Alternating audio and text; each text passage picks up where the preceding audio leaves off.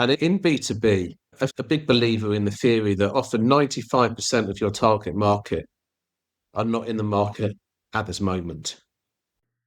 Hey, Superfans, Superstar, Freddie D here. Welcome to episode 160 of Business Superfans, the Service Provider's Edge podcast. In this episode, we're joined by Richard Levy, an MBA qualified marketing leader who's helped global brands and growth-focused companies alike turn underperforming campaigns into powerful engines of profitability. Richard tackles a challenge every service-based business faces: how to connect brand and performance marketing so your message not only resonates, but converts. Drawing on experience leading teams across UK, EMEA, and North America with brands like GE, Santander, and MoneyGram, he's mastered the balance between strategic vision and agile execution. If you ever struggle to make your marketing deliver measurable results, Richard's insights show you exactly how to align creative and commercial impact. Welcome to the Business Superfans podcast show, Richard. Great conversation that we had before we started recording. You're from London. I'm from originally France. So we're neighbors, and now I'm across the pond. So welcome to the show. Thanks very much, Freddie. It's lovely to be here. Thank you for the invite. Let's pivot back a little bit. And how did you get started into the whole marketing aspect of things? A little bit more by luck than judgment, to be honest. I left university many years ago, and in the UK, there's what we call a milk round, where when you leave, you apply to join as many companies as you wish to, which are graduate schemes. And it's a bit of, you have sort of thousands of applicants for each role, as you can imagine. And I was fortunate enough that Santander, which is a big Spanish bank but has UK presence, took me on their marketing graduate scheme. So that's how it began. And then some 25 years later, I'm still here learning about how marketing's working. It's changed a lot in those 25 years, as you can imagine. But that's how I got into it. It wasn't pre-planned. Yeah, you mentioned it. It's changed. Yeah, I remember back when I started doing sales in the mid 80s and running regions, I had to learn marketing myself because here's a territory. You've got these particular states.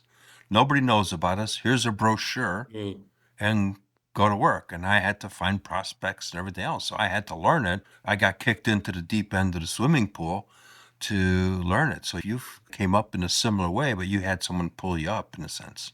Yeah, marketing and sales, I think they should have a close relationship, certainly in B2B, maybe a little more than B2C. So when it's business to business, the sales team and the marketing team really need to be aligned on who are the kind of customers we're going after, what's our main messaging, etc. So that's pretty key. Also, that the sales guys are in the field. They're hearing what customers really want, the feedback, etc. And it's really important they feed that back into the marketing team as well. So that should be quite a prosperous relationship when it's working well. Oh, absolutely. You're hitting the point right on the money because really it's the left hand needs to know what the right hand's doing and the right hand needs to know what the left hand's doing, because if it's not in sync and the marketing department says this is what we're going to do the message and you need to go sell it and it doesn't resonate with the audience, aka whatever industry you're marketing, and whether it's B2B or B2C, you're going no place fast. 100% agree with you. And I think we've all been in businesses where businesses tend, as soon as they get bigger, to be more internal looking than external looking. And that's a challenge because then they produce products that we think, hey, this is what the market wants, without really testing that in the market and seeing if that's what the market wants. And the best people to answer that should either be the marketing team, who really should be that customer advocate in the boardroom, or the sales team, as you say, Freddie, are on the front line and hearing the truth. And the truth sometimes can be difficult to take, but it does need both the marketing and the sales team to really be very customer orientated and bring that back into the business. Oh, sure, because I remember when I was in the industry, there was times where they were developing features and functionality that really was like, okay, you're creating this because why? Yeah. Did you get any feedback from the user base that this is something that they want? No, we think this is pretty cool. It's going to be, do this really cool stuff. Yeah, that's not going to work. Totally agree with you. And you can either have the exceptions to the rules, like Apple, who go out and before the customer knows they want something, they give it to them. But they are the exception. And Right. we can't really use that as a benchmark because they're literally a company in a million. The majority of us mere mortals have to either go to customers beforehand and say, would this be of interest to you? Now, you've got to bear in mind the customers often don't know. There's that famous Henry Ford quote about if I'd asked a customer what they wanted, they would say a horse that went faster because they can't imagine in those days a car. So you just got to be careful. The customers don't often always know, but then you can make things and then test it on customers as you go along and say, is this the kind of thing that we would use? So there's different ways of doing it, but whatever way you cut it, the customer demand has to be there. The other way of phrasing it is there may be a gap in the market, but is there a market in the gap? So there may be a gap because there's no demand. And if there's no demand, you can make the best whatever you want. But if people don't want it, it's going to be a short-lived experience. Yep. And there's many companies that unfortunately get caught down there. They think they got a great widget and a thingamajig and all their friends like it, and maybe one or two businesses wanted it because it was specific for them. But for the vast market, it goes no place. So you're absolutely right. Agree. And friends can also tell us what we want to hear, where the end customer tends to be a bit more brutal with the truth. So you've got to have the nerves to really go out to the market and ask them. Yep. So let's talk a little bit about some of the things that you guys offer and how do you guys work with the companies and what type of companies you work with? Yeah, I tend to work with small to medium-sized businesses who really are looking for marketing guidance or mentorship. But my business is split into three, actually. There's the teaching side, which probably isn't quite so relevant for this. But then the other core two aspects of it is the marketing consultancy, which is the majority. And that's with sort of small to medium-sized businesses. And that could be globally. That can be a business in Arizona as much as it might be a business in London because the marketing principles remain consistent. And then I do also marketing mentorship, which is really aimed at sort of CMOs who just need someone to bounce ideas off. Because I think what happens is a lot of people get promoted because they're really good at their job. Then you get to the C-suite and it's an entirely different job. And you're just expected to know. And so having an outside voice or someone who can coach and mentor, who's been there, seen it, done it, can be really helpful. And on the consultancy side, it can range between starting from scratch on the marketing side to a marketing department that's up and running, but maybe not producing the results, or looking at it from a more structured point of view. Or sometimes, Freddie, people come to me with a specific issue. And the two common issues I'm faced at the moment are how do I know as a business owner I'm actually getting return on my investment? That's always the question of how do we prove that? And then the second bit is how and when will AI disrupt or change for the better or worse my business? So they're the two common questions that I seem to be getting at this moment in time. Let's take a quick pause to thank our sponsor. This episode is brought to you by our friends at Ninja Prospecting, the outreach team that makes cold connections feel warm. Here's the deal. Most service business owners are drowning in spammy DMs and cookie-cutter LinkedIn messages that never get a response. Sound familiar? Ninja Prospecting flips that script. They craft human-first outreach that actually sounds like you, and more importantly, gets results. No bots, no fluff, just real conversations that open doors. If you want to stop wasting time on dead-end messages and start filling your pipeline with qualified leads, talk to my friend Adam Packard and his team.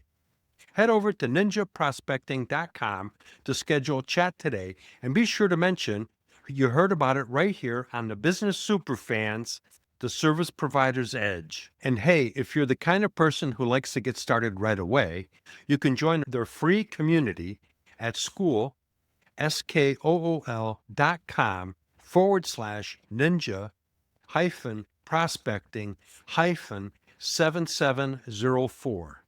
It's packed with tips to maximize your connections and start making the right new ones. All right, let's get back to our conversation.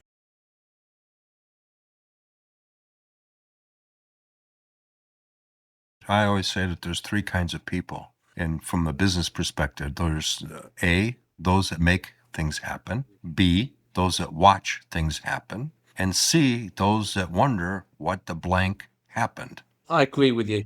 And it would be those in the first category, those who make things happen, who will always win out, especially when you have a revolution. And I don't use that word lightly with AI of what's coming down the tracks or what's already here, but also what the future will look like. My advice to anybody would be to embrace that, learn about it. I'd be able to pivot. Yeah, absolutely. Because burying your head in the sand and pretending it's not happening. If we go, look, both you and I are experienced enough to remember when there was a pre-internet era and the internet was coming, and you had some people that said this is what will transform the business world or the world we live in generally. And you had others saying no, because they don't change is uncomfortable. The winners there were the people who embraced it. And I think it's going to be exactly the same with AI. I think that much of a change is coming, but embrace it, learn about it, and see how it can improve your business. Yeah.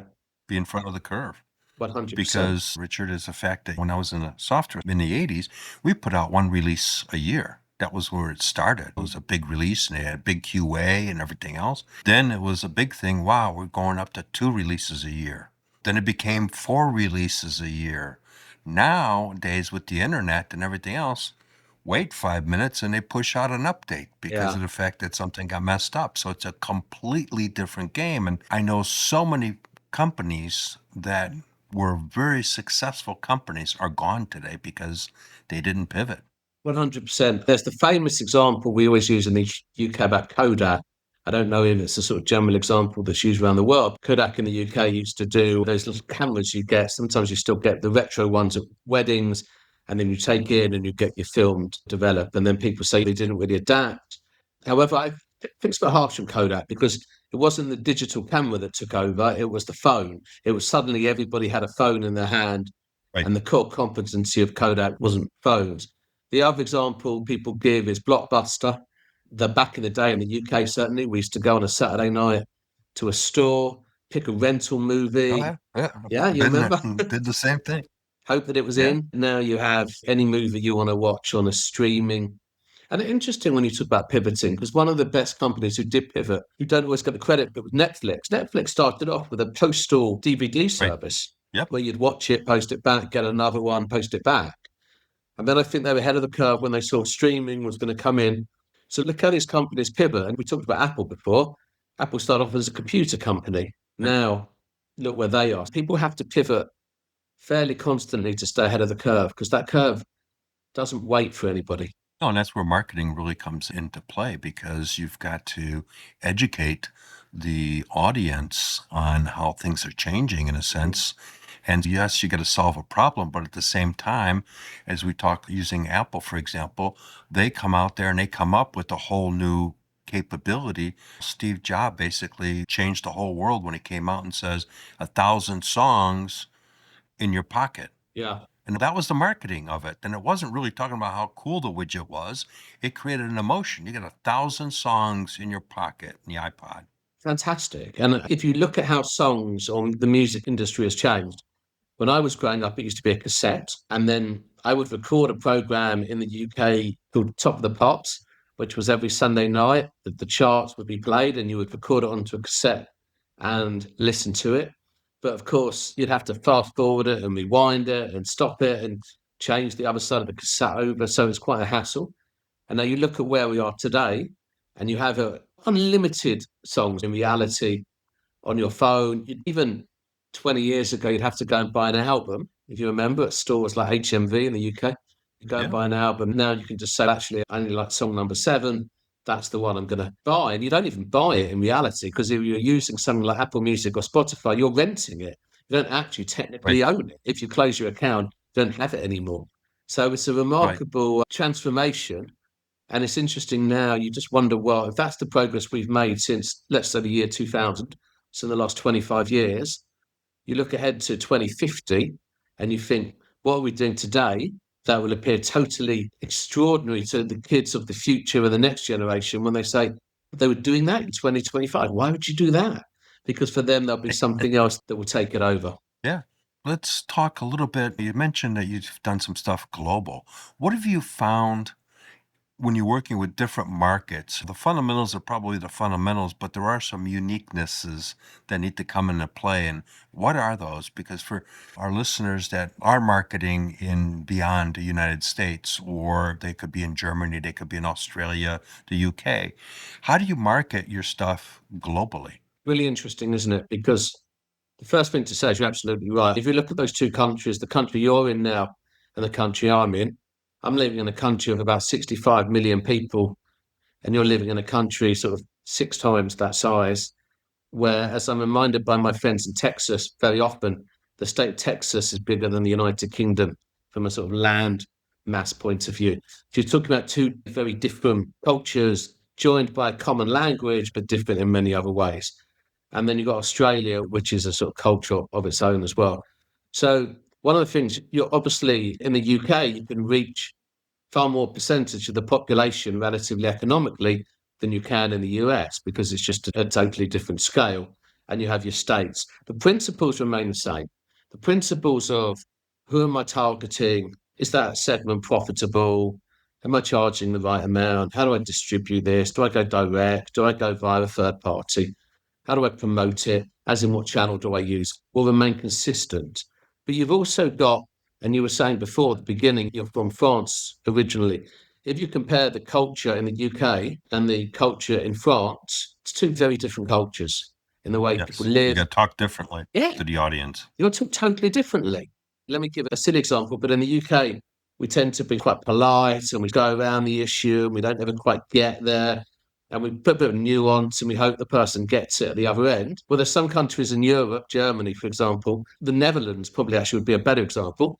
They're very direct. They say it as it is. And if you're marketing I've in the dealt with Netherlands, them. Yes, it's it's boom, straight yeah, line, no detour, in your face. yeah.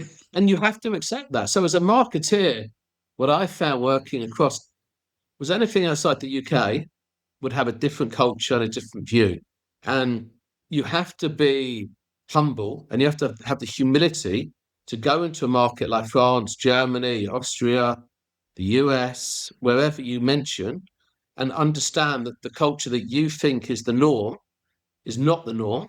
And how do you learn the best you can about what the culture norms are in that place? And the easiest way to do it is to have friends or colleagues or someone who is French, if we use France as the example, who can educate you. But you need to be educated. The biggest mistake we can make, and this from a marketing sense, from a sales sense, from a political sense, is believing that everybody is like us and everyone wants to be like us. Because one, it's just not true. And secondly, that kind of arrogance can breed disaster. So know the cultures you're working with, and they're all different. The American culture is very different from the British culture, and when I was in Australia, that's a very different culture from both the American and the British. Yeah, I Learning. remember you bring me back a memory, and I've shared the story in the past. I was trying to get a distributor into Japan. It was a master distributor for the Japanese market in the manufacturing space. And their whole culture is very different as well, hugely different. And they loved the technology, but I was making no traction. We talked about the thing, I talked about the business, the opportunity, the software, and the margins, and the contract, going no place. I'm in Australia with my distributor there. We go out to dinner, and his first name was Paul. I go, Paul, what am I doing? You've worked with the Japanese. Yeah. He goes, what are you talking about? I says, I'm talking about the business, the opportunity, and everything else. He goes, shut up about that stuff and start talking and asking them about their culture and things like that. And I flipped the script. And they told me, they took me out to places because I wanted to see some things. They recommended some places to go visit. And when they came to the United States to visit our office and make sure all was good, I spent a 2-hour meeting, and then I spent about 4 hours driving around the whole Phoenix Valley so they experience stuff. And then a couple months later, I got the order. They signed the agreement and they became a master distributor. But I had to pivot my whole approach. I couldn't agree with you more, Freddie. 100%. When I used to go and visit international markets, if we had a meeting on the Wednesday, I used to try and arrive on the Monday and just spend that Tuesday, that day in between, wandering around the market. If we were in retail, looking at the retail shops, to see how people behave, because you get a feel of it. And I used to say that one day in the market is worth more than 30 days sitting in an office, because you Yeah. live it, you breathe it, you smell it, you taste it, you understand it, you Yep. talk to people. And you're still going to be a long way from being a local, but it just shows an ability to say, I don't know this. And I think it's a mistake a lot of businesses make when they're headquartered somewhere to assume the rest of the world thinks like they do. And they don't. And even the laws are very different. The employment laws in the US are very different from the employment laws in France, for example. You couldn't be more opposite. So when you work with companies, as I did, like GE, when GE was like the place to work 20 odd years ago, a lot of it was about educating our US colleagues as the nuances and the differences in the markets, because it was such a US centric business that it's down to us in the markets to say, actually, we might talk with one voice, but maybe we have different accents. Right. So let's go into a story of a customer that you worked with and you really transformed their marketing approach, and they became one of your biggest super fans and promoted you to a lot of the people that they know. A lot of what I do, Freddie, because I run my own business, is word of mouth. I don't have the sort of super budget of the big companies. So you're really relying on the quality of the work you do. And in B2B, I'm a big believer in the theory that often 95% of your target market are not in the market at this moment. And to prove a point, I'm going to flip to B2C, and then I'll go back to my B2B example. But in B2C, for example, when you see an advert for a car, it's very unlikely, 95% of the time, Freddie, that you're looking for a car at that moment in time. But the idea of the advert and the understanding is you look at various companies, and then when it comes to you buying the car, they're the ones that come into your mind because you've seen during the time you were out of the market, they've bothered to talk to you. So now flip it back to B2C and exactly the same kind of principle. If you're selling software, if I'm selling marketing services to companies, they're probably not sitting there tonight, Freddie, and going, if only Richard was in my life, would be so much easier. But marketing, probably 95% of the time, is fine for them. It's that 5%. So what I try to say to companies, and this is the one bit of sort of very simple, but just because it's simple doesn't mean it's easy, but it's that sort of transformative view, is you're talking to people who are in the market now, so you need your short-term wins, because quite honestly, we have bills to pay, we have staff to pay, we have factories to load up, whatever it may be. So you need to get the 5% motoring, but you also need to get the 95% who aren't in the market understanding who you are and why you exist. And any kind of hard sell to them just doesn't work because they're not in the market today. So it's an irrelevancy. I always say to people, there is something you can do that's different to what I see 99% of companies doing, and that's to produce great thought leadership, content that is genuinely helpful, and that's not trying to sell anything. And businesses find that difficult. They say, can I just put a bit of a sales message at the end? And I'm very big on it. No, you can't. Because what you're trying to do is just give your brand positive mind space in that customer so that when they're ready to buy, they said, I've read 5 or 6 articles by Richard on marketing. He really seems to know what he's talking about. He's got the experience. Now I want to go and talk to him. So what I do, for example, is I do a monthly newsletter, and anyone can subscribe. Just email me and I'll add you to the list. And I talk about the one big marketing issue that someone has come to me that month. So last month it was about pricing. This month it's about how AI will impact search engine optimization and how do we manage that. And honestly, Freddie, in this newsletter, I tell people who I am, and then I just get on with the question. There's no selling, it's nothing. And the amount of business eventually I get from that newsletter is that in a year's time, when you come to me, Freddie, and say, hey, Richard, I have a marketing issue, it's because you've read my work and you think this guy knows what he's talking about. And that's the advice that I've given to business who have transformed, is you have to think long-term as well as short-term. And a lot of businesses, it's very short-term thinking. I'll give you another example. I work with a retailer who loved discounting. I'm very not a fan of discounting at all. Right. It just doesn't do it for me. And they say, every time I discount, demand goes up. You say, yeah, but what happens in the 2 months when you go back to your normal price? Demand goes down. So what you've done is you've brought that demand forward at a cheaper price. Your sales figures might look good for that month, but what about the month after that and the month after that, when everyone who would have bought in that time has now come forward, and you've just killed your profit margin? And so it's just trying to make people think a little bit more holistically than just what's on the plate today. Yeah, because what you're bringing up is an important aspect, because you can create a quick discount and get a quick turnaround of purchases, but really in the long run, you've actually hurt yourself, because people are going to say, okay, you know what? we're going to wait for the next sale. And so everybody sits on their hands because okay, he's going to go for 90 days or 6 months, and then he's going to put out another sale. We'll wait to buy it then. 100%. And it also damages the product because it makes the product appear that it could be cheap. Therefore, if you're selling your consulting services and you say, hey, I'll tell you what, I'll do that one for $100. I'm just making up numbers.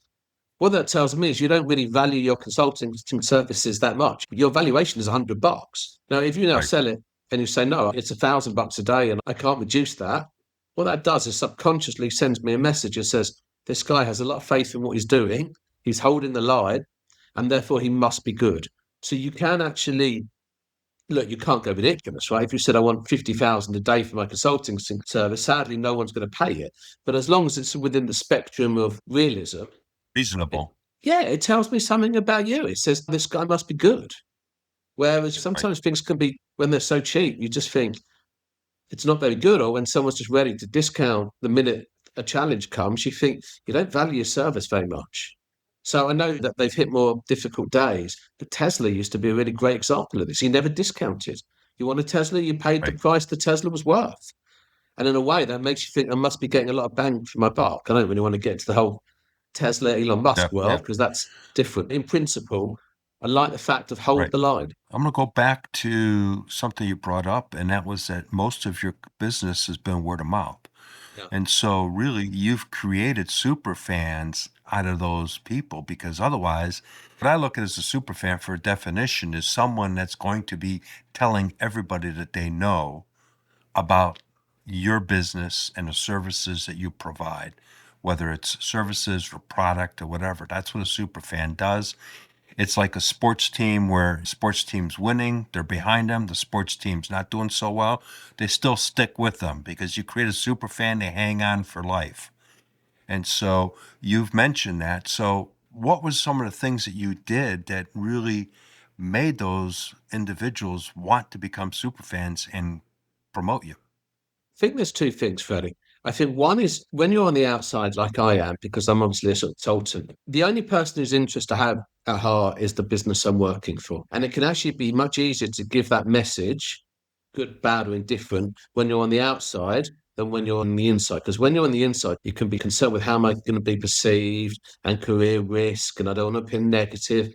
When you're on the outside, you don't have any of those concerns, right? You're just there to tell the truth.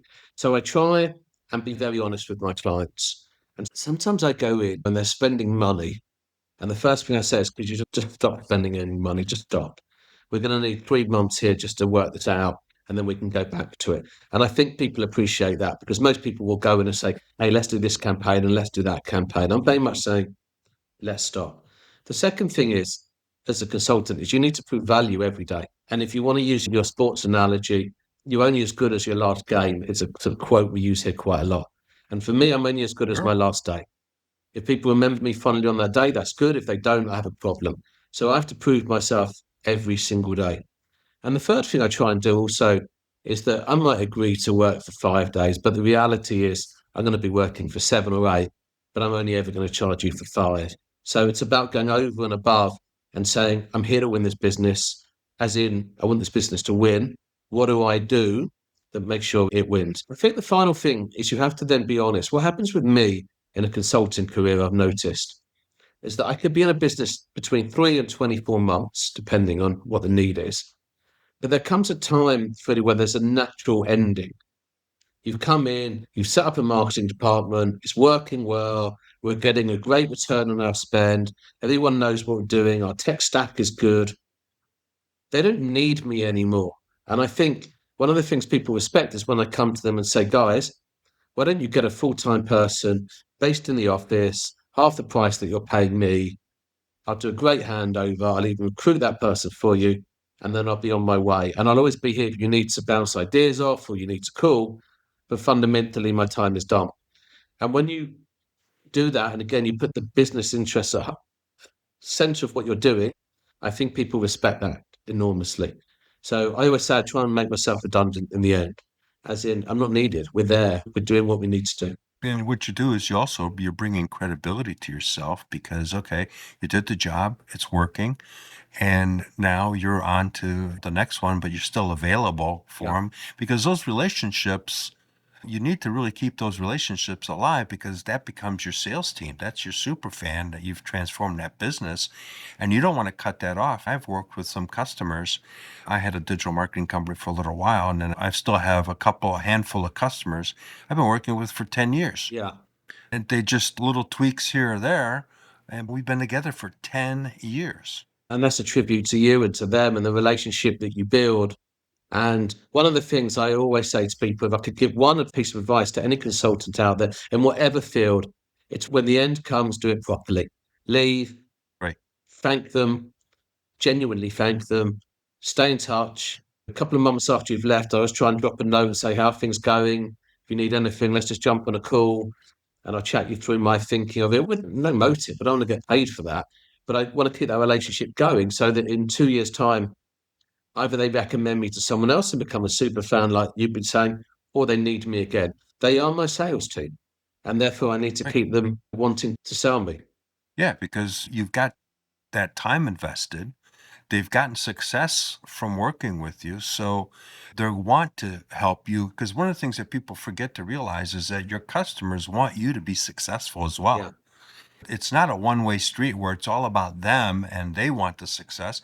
They're happy. I tell people you need to be able to share that, hey, because of you, our customers, we've grown by Yeah. 15% this year. They're happy to know that because then they know that they're working with a company that's going someplace. 100%. I couldn't agree with you more, Freddie. And that genuine recommendation, you may be working with a small company today, but if they're a super fan of yours, to use again your quote, you don't know who they're talking to tomorrow. You don't know who they know in other businesses. You don't know anything.